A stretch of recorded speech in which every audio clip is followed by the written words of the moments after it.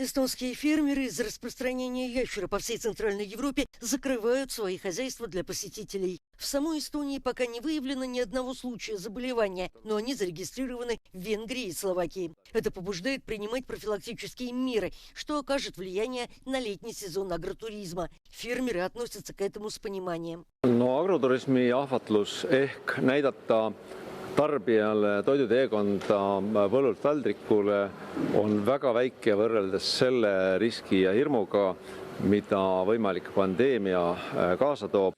На фермах также приняты меры биозащиты. Они касаются перемещения скота и продуктов питания. Определенные правила должны соблюдать и работники хозяйств.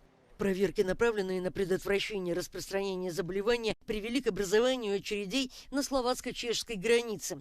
Дело в том, что перевозчики животных, продуктов животноводства и кормов могут использовать только 3 пограничных перехода.